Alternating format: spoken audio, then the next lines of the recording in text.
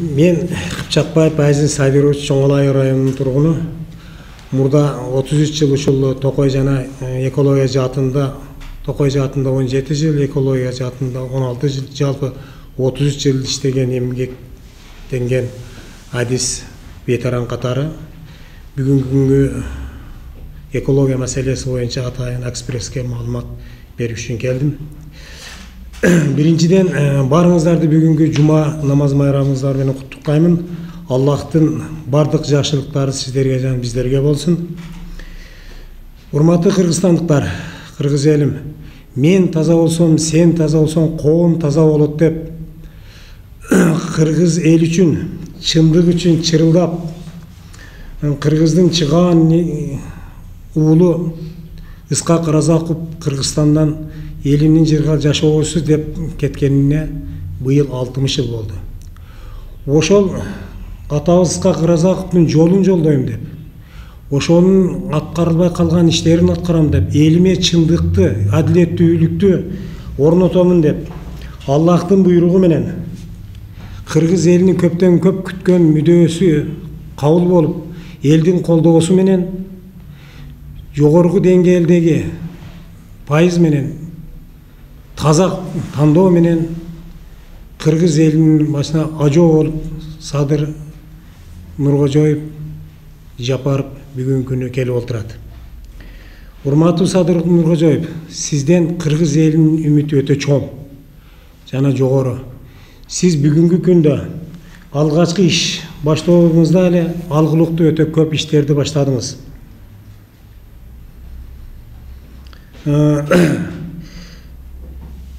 Кыргыз элинин жаратылыш байлыктары жана экологиясынын бузулушу, элдин мүдөөсү боюнча сиз өтө жакшы билесиз. Себеп дегенде сиз өзүңүздүн депутат болуп иштеп турган учуруңузда сиздин комиссиялыгыңыз, сиздин жетекчилигиңиз менен комиссия түзүлүп, Кумтөр алтын комбинатыны текшерүүгө барганда, ошондо экологиялык катастрофанын өтө коркунучтуу абалда экенине жана жаратылыш байлыктарыны, кыргыз элинин байлыктарын чет мамлекеттер мыйзамдуу жана мыйзамсыз казып кетип жаткандарын өз көзүңүз менен көрүпкө болгонсуз. Ошондо чындыкты чырылдап айткандыгыңыз үчүн ат көтөргүсүз кыйынчылыктар, өтө оор абалдарды башыңыздан өткөрдүңүз. Ошондуктан мен сизди ойлойм, сизди кыргыздын экологиясын жана жаратылыш байлыктарын, экология жаатыны жакшы түшүнөт деп эсептейм. Бүгүнкү күнү оптимизация учурунда, башкача айтканда, окшоштуктарды кошуу мезгилинде министрликтердин кыскарышында экология менен Токой чарба агенттигини эки министрликке кошуп таштоо бул өтө коркунучтуу дагы жана өкүнүчтүү дагы. Себеби экология дүйнөлүк деңгээлдеги эң өтө курч глобалдуу маселе болуп жаткандыктан биз экологияны башка министрликтерге кошуп өгөй баладай кылып укугуну көзгө бербей көз карандык кылып койгондугубуз бул өтө туура эмес иш. Ошондуктан мен ойлоймун, экология менен Токой чарба агенттигини мурдагыдай деңгээлде өз укуктук ченемдик укуктарын берип, комитет статусуну берип, өз алдынча кылып, баягы местный фонд деген болчу. Ошол местный фондду өзүнө кайтарып, ал местный фонд 20-жылда Абылгазиевдин учурунда кандайдыр себептер менен республикандык бюджетке алынып кеткен. Ал ошол фондду бүгүнкү күнү экологиянын өзүнө кайтарып берсек жакшы болот. Себеп дегенде экологиялык фондго түшкөн каражаттар, экологиялык чыгым төлөмдөр, каражаттар түшкөн каражаттарды экологиянын өзүнө берсек, экологиялык катастрофалык коркунучту жоюу максатында иштесе өтө сонун болмок. Себеби учурдун талабы да ошондой. Себеп дегенде экология бүгүн өтө коркунучтуу. Биз бүгүнкү күнү келечегибизге жашыл, жаркын жашоону, таза сууну, таза абаны, жашыл Токойду калтырабыз деген болсок, экология менен Токой чарбасыны бириктирип туруп бир комитет кылышыбыз бүгүнкү күндүн талабына ылайык. Токой дегенди Экология дегенди бүгүнкү күнү Кыргызстанда эч кандай баалоо болбой жатат. Токой деген эмне экендиги боюнча түшүнүктөрү жок адамдар, жогорку отурган чиновниктерде. Сиз урматтуу Садыр Нуркожоев экологияны жана Токой чарбасын өтө жакшы билесиз. Ошондуктан МЧСке экологияны, айыл чарбасына Токой чарбасын кошуу деген бул максатка ылайыксыз. МЧС өтө чоң министрлик. Экологиядан түшкөн каражаттарды каяка иштетишин эч ким контролдобой, себеп дегенде ал чоң министрликте. Ошондуктан мен ойлоймун, Токой чарбасыны айыл чарбасына кошуп койсо, айыл чарбасы бүгүнкү күндө эми өзүнүн элге таза үрөндөрдү, уруктарды таап келбей, жер семирткичтерди жеткиликтүү башка жактан алып келбей жаткан министрлик Токой чарбасыга эмне жакшылыкты кылмак. Ошондуктан Токой чарбасын өзүнчө калтырып алганыбыз жакшы. Мейли финансисттер экология жана Токой эмне экенин билбесин. Башка тармактагы адистер оптимизация амалында экология боюнча жана Токой чарбасы боюнча өтө катуу маселе талкууларды кылыш керек эле.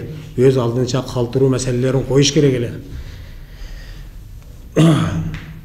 Бүгүнкү күнү экология биздин Кыргызстанда өзүнчө болбосо, бизде Кыргызстанда экология бар деп чет мамлекеттеги эл аралык уюмдар тааныбайт.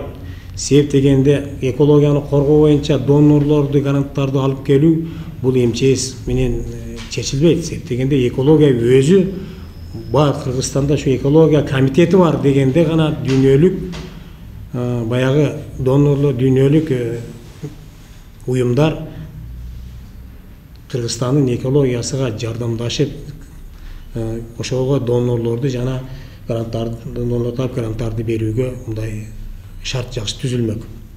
Мен азыр сөзүмдүн акырында дагы баса белгилеп айтып кетким келет. Токой менен экологияны бириктирбесе болбойт. Себеп дегенде Токой жана экология деген бул бир киндиктеш, бир тууган тармак болуп эсептелинет. Биз Токой менен экологияны сактабасак, биз келечегибизди сактабаган болуп эсептейбиз. Азыркы учурда мисалы үчүн өзүнчө экология менен Токой чарба кенттигини кайра мындай комитет статусуну берип, өз тизгинини өзүнө, өз бюджетин өзүнө бербесе, бүгүнкү күнү башка жаңгыдай министрликке бөлүп берген болсо көз каранды болот дагы, жогорку министрликтин сөзүн угуп управление эч нерсе колдон эч нерсе маселе чечилбейт дагы, эч нерсе аткара да албайт. Чет мамлекеттик международный организациялар менен эч кандай келишимдерли донорлор менен сүйлөшүүлөр тапкандарга эч мүмкүнчүлүгү болбойт. Ошондуктан өзүнчө калдырганы өтө жакшы нерсе да бул. Канча адам иштейт кызматта ушу түштүктө жоюлуп аткан? Мен ал жөнүндө түштүктө канча адам иштеген жөнүндө мен билбеймин. Себеп дегенде биз өзүбүздүн ар бир райондо бирден инспектор иштеген, чоң райондордо, областтарда кандай иштеген билбейм. Мен управление бар. Управлениянын өзүнүн составы бар, анан ар бир райондо бирден инспекторлор иштеген. Ушул экологиялык коопсуздук бүгүнкү күндө жалпы дүйнө жүзүндө, анын ичинде Борбордук Азияда, анын ичинде Кыргызстанда абдан чоң көйгөйлөр жаратып келет. Өзүңүзгө белгилүү биздин курчап турган айылына чөйрөнү коргоо маселеси, анын жаратылыштагы табигый жансыз жаратылышты коргоо, өсүмдүктөр дүйнөсүн коргоо, бул бүткүл дүйнө жүзүндө, анын ичинде Кыргызстанда биринчи планга чыгып отурат. Анын эсебинен мына өзүңүз билесиз, Токтогул өлкесинде, Нарын каскадында суунун көлөмү болуп көрбөгөндөй азайып, бүгүнкү күндө эстердин токтоп калуу, авариялык абалы бизди тынчтандырбай койбойт. Ошондуктан мына бул Кыргыз Республикасында менин кесиптештерим айтып кеткендей, бул айыл чөйрөнүн коргоо агенттиги менен Токой чарбасын бириктирип туруп, экөө бир экосистеманы түзүп турат. Экөө бир экосистеманы түзүп турат, бири-бирин толуктап турат. Ошондуктан мамлекеттин алдында өзүнчө комитет кылып туруп, статусун көтөрүп, жергиликтүү фонд деген болот, экологиялык. Ошол экологиялык фондко түшкөн акчаларды максаттуу пайдаланууну көзөмөлдөөнү, контролдоону күчөтүп, кайра түзүп койсок абдан жакшы болот эле. Себеп дегенде Кыргызстан азыр абдан өзүнүн географиялык орун алган жеринде. Кыргыз Республикасынын өкмөтүнүн айылына чөйрөнү коргоо жана жаратылышты туура пайдалануу болгон саясатын негизги ишке ашыруучу болуп, ошол курчап турган чөйрөнү коргоо жана токой чарбасын өнүктүрүү мамлекеттик агенттиги иш жүзүнө ашырат.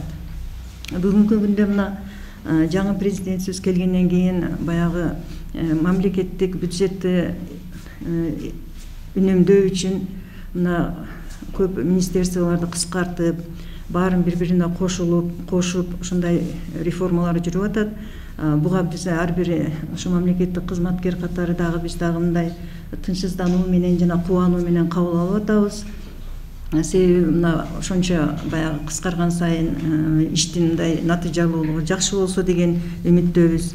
Урматтуу Садыр Жапарович, Улукбек Асамидинович, мына азыр сиздерден жаңы ишке киргениңерге 1 ай боло элек, бирок элдер азыр силерден өтө көп талаптарды коюп мына ишке кирдиңиз эле, сиз шайланарда бизге аябай көп убадаларды бердиңиз эле, мына бүгүн аткарбай жатасыз деген уже элден ар кандай сөздөр түшүп атат. Мен эми как мындай мамлекеттик кызмат катары, кызматчы катары мен муну жакшы түшүнөм. Себеби 1 айда эмес, 10 айда эмес, буга көп талап кылынат. Бая мамлекетти көтөрүү, бюджеттин көтөрүү, бул жерде абдан көп чоң маселелер бар. Бирок азыр ошондой убакта сизге азыр ушул министерстволорго ушул жетекчилери көп мындай тажрыйбасы бар, ошол системаны жакшы билген жетекчи келсе, сиздин ушул ишиңизди алга жылдырууга аябай жакшы көмөк болмок. Ошондуктан мен сиздерден өкмөт башчылары, урматтуу Садыр Жапарович, ушул жумушка ушул иш билген, тажрыйбалуу жетекчилерди эме шайлап берсеңиздер, кызматка бекитип берсеңиздер, иштин мындан жакшы болуп кетерине мен тилектеш болот элем. Мен Нишан Кошмат азыркы мезгилде ардактуу эс алуудамын. Экологияда курчап турган чөйрөнү коргоо жана токой чарбасы мамлекеттик агенттигинин Ош аймактык башкармалыгында 16 жыл иштедим.